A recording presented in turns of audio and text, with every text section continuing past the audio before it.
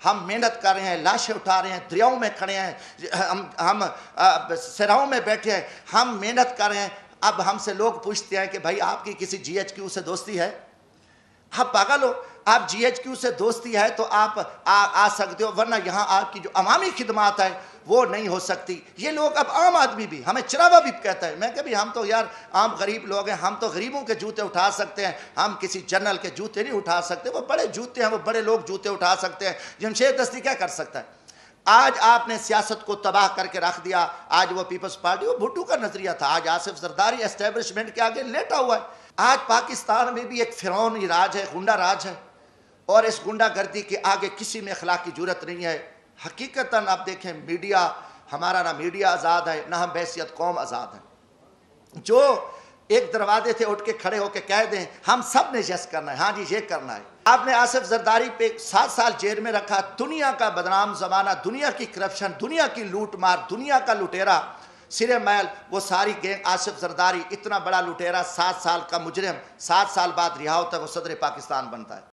گزارش ہے کہ مجھے آج اس لیے میں اسلام آباد کافی عرصے بعد آیا، جو اس وقت اسلام آباد کے حالات بنے ہوئے ہیں، جو پاکستان کی سیاست چل رہی ہے، جو پاکستانی قوم کے ساتھ جھوٹ بولا جا رہا ہے، جو پاکستانی قوم کے ساتھ ایک فراڈ ہو رہا ہے سیاست کے نام پہ بھی، اور یہ سارے ادارے جھوٹ بول رہے ہیں. میں آج کلیئر کرتا جاؤں، پاکستان کا سیاستدان تو پہلے بھی منافق ہے، جھوٹا ہے. اس کو تو میں، کیونکہ کافی چیزیں ہیں، میں اس کلاس میں ہوں. میں ملک کی تاریخ کا پہلا ایک مزدور عام آدمی آیا. میں نے 10 سال اسلام آباد کو پڑھا. میں نے ماشاءاللہ اپنے جرنیلوں کو بھی پڑھا، میں نے اپنی جوڈیشری کو بھی پڑھا، میں نے سیاستدانوں کو بھی پڑھا، میں نے اسلام آباد کو بھی پڑھا. مگر میں اس نتیجے پہ پہنچا کہ پاکستان کا جو سیاستدان ہے جھوٹا ہے، فراڈی ہے، مکاری ہے، منافق ہے، مداری ہے. اس کا کوئی سروکار نہیں ہے، وہ صرف اپنے اقتدار کی حوث کے لیے وہ کچھ کرتا رہے. پھر اس کے ساتھ ساتھ ہمارے جو جوڈیشری ادارے ہیں یہ بھی ٹوٹل جھوٹ اور فراڈ پہ مبنی ہے. انہوں نے بھی کوئی قوم کو کچھ نہیں دیا، یہ سارا ایک جھوٹا نظام چل رہا ہے. اور پاکستانی قوم کو 75 سال سے میں کہوں گا کہ انہوں نے اندھیرے میں رکھا ہے، اور نہ یہاں قانون ہے، یہاں نہ کوئی آئین ہے، نہ کوئی نظام ہے. جیسے ایک جنگل میں طاقتور جانور کمزور کو کاٹتا ہے اور یہ سلسلہ چلتا رہتا ہے ایک جنگل کا، پاکستان میں بھی ایک جنگل کا نظام ہے. ہاں 73 کا آئین بنا، 73 کے آئین میں کافی سارا کام ہوا، مگر جب ذوالفقار علی بھٹو کو پھانسی دی گئی تو اسی وقت اسی آئین کو بھی پھانسی دے دی گئی. کوئی تھوڑا سا کام ہوا، آگے نہ یہ آئین چل سکا ہے نہ کوئی ہے. یہ طاقت ہے، اور طاقت کے بل بوتے پہ پاکستان چل رہا ہے. جو جس وقت چاہے جس کو اٹھا دے، جس کو مار دے، جس کی حکومت گرا دے. عدالتیں اپنی مرضی کے فیصلے دے دیں، اور آگے جو کمزور ہے وہ تسلیم خم ہے، اس میں اخلاق کی جرت نہیں ہے. اگر کوئی بات کرتا ہے تو اس کو اٹھا لو، اس کو غدار بنا دو، اس کو جیلوں میں ڈال دو، جو کچھ کرو. ایک فارمولہ چل رہا ہے. وہ فارمولہ سب سے پہلے اس کائنات میں فرعون کا تھا.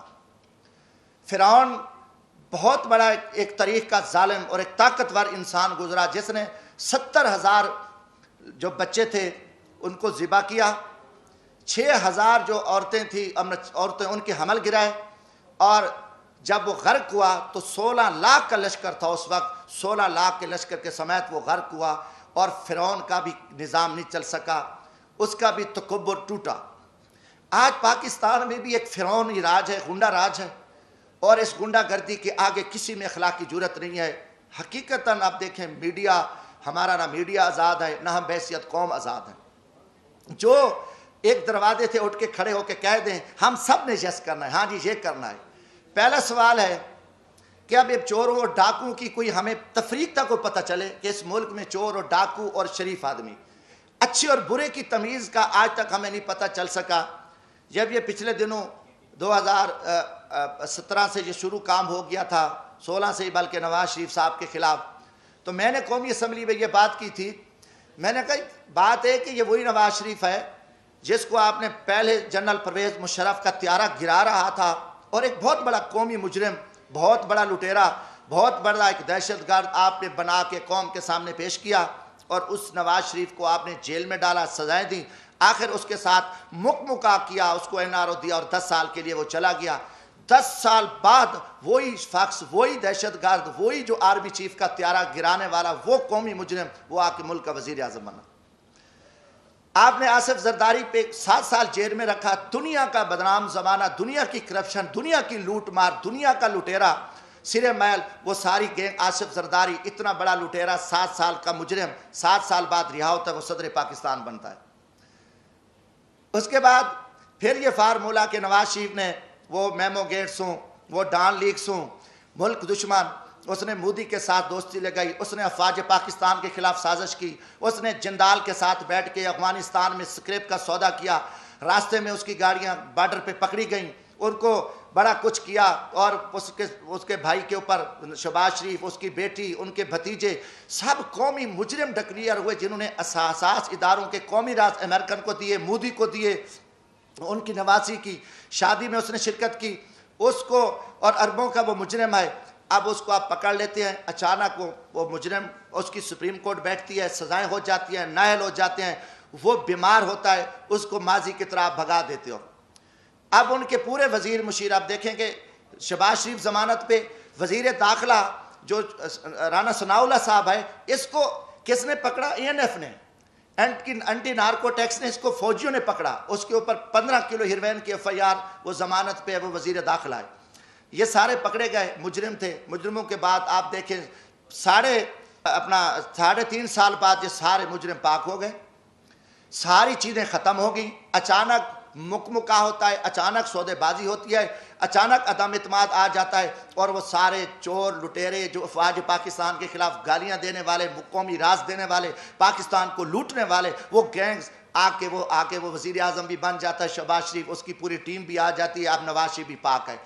یہ قوم کے ساتھ آپ مذاق چھوڑ دو، کم از کم میں پاکستانی ہوں، جمشید دستی کا جینا مرنا یہ ملک ہے، میں مزدور آدمی ہوں، نہ میرے اثاثے ہیں، نہ میری کوئی لوٹ مار ہے، نہ میری کرپشن ہے۔ میں پاکستان کی عزت کے لیے، اس ملک کی بقا کے لیے میں بولوں گا، چاہے وہ کوئی جرنل ہو، فوجی، چاہے وہ عدلیہ کا چیف جسٹس ہو، چاہے وہ کوئی سیاستدان ہو، یہ ہمارے اوپر ایمانی ذمہ داری ہے، اللہ کا حکم ہے کہ آپ سچی بات کو جو ہے نا آپ نہ چھپاؤ۔ تو یہ میں ضرور بات کروں گا، اب قوم سمجھ چکی ہے کہ کھیل کیا کھیلا جا رہا ہے، اب اس کا کوئی جواب دینے کو تیار ہے۔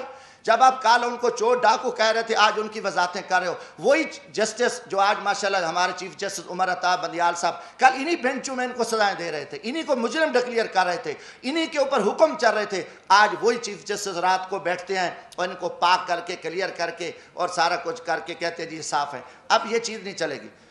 پہلی بات ہے کہ دیکھیں ہم غریب طبقے کے لوگ ہیں، ہم لاشیں اٹھا رہے ہیں، ہم لوگوں کی خدمت کر رہے ہیں۔